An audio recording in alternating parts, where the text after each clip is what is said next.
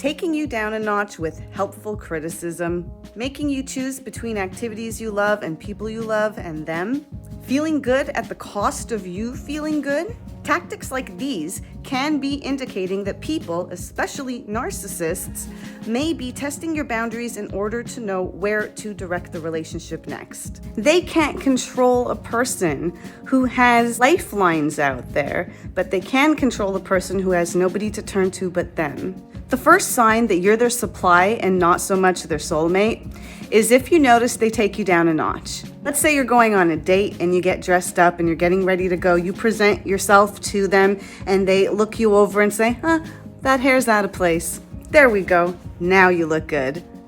These kinds of tactics of taking you down a notch seem innocent, but over time, they can really add up and impact your self-esteem. Another way they use this very same tactic is if you achieved something at work. Your presentation was a hit and the boss applauded you and you're sharing this excitement with them. They might say, oh yeah, you mentioned that and I pointed that out to you. Remember I said that? Aren't you glad? Aren't you glad you have me? They kind of take the credit for your achievement because of that one element they're focusing on that they feel they contributed. Another sign that you're their supply and not their soulmate is that they make you choose between other relationships that existed maybe even before them or activities that you enjoy doing. So what that could look like is you made plans with them, but you have to leave at a certain time because you've got hockey practice. You always have hockey practice. It's a great release for you. So you spend time with them, but they know at 3 o'clock you're going to be heading off for hockey. When 3 o'clock rolls around, they're not moving. It's as though you're going to have to be really blunt and ask them to leave so that you can go.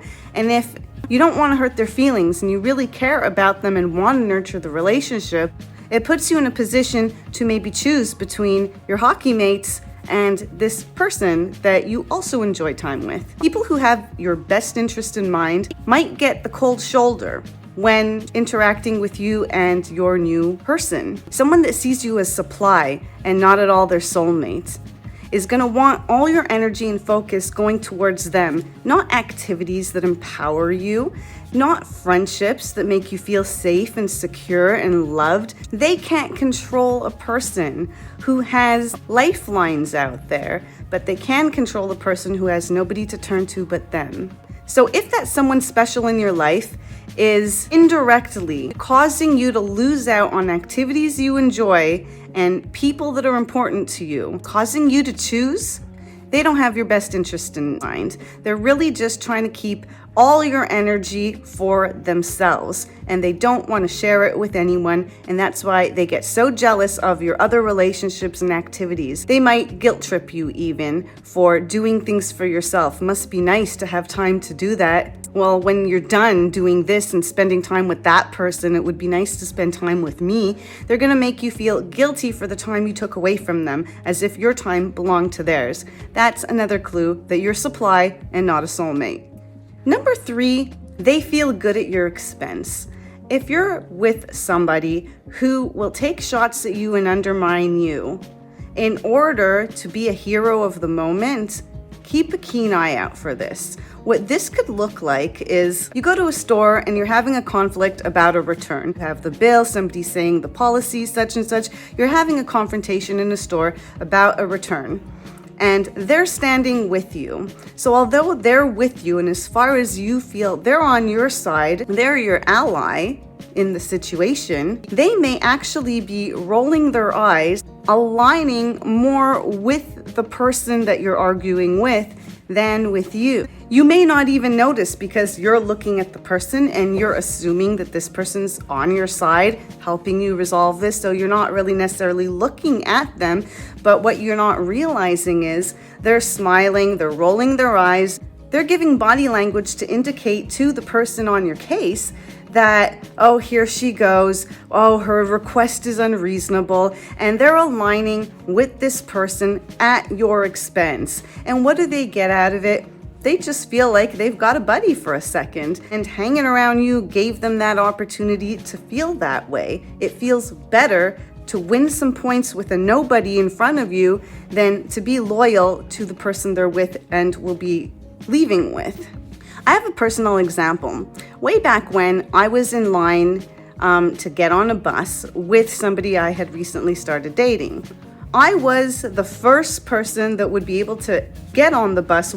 When the bus arrived and the doors opened and I was going to get on the bus, he actually pushed me aside and waved over the elderly woman like, come, yes, I am a good boy, yes, go. What a horrible person was gonna get on the bus first. In the moment, it just seems like the person you're with is really considerate. They're noticing what's going on back there when I'm only noticing what's going on in the front.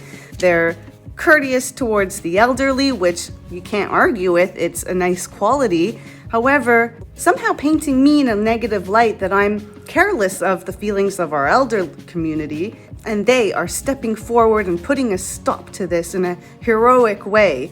So none of this needed to happen. I could have got on. He could have let the other people on the bus and still had, a golden moment. But it somehow made it more fun that I should look bad, that they could look good.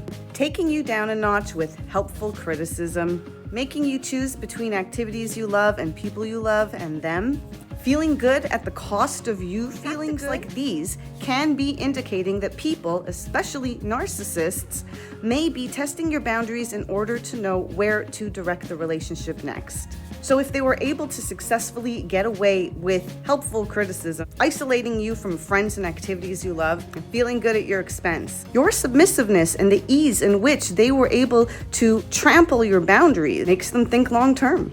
The control is desirable to them. And even if down the line you call it out, they're gonna play stupid and gaslight you. But you see, a healthy person that notices that you can change directions on a whim and ditch a friend, that you let people put you down, or even them put you down without defending yourself, if they see you letting people or even them feeling good at your expense, this will actually be a turnoff to a healthy person.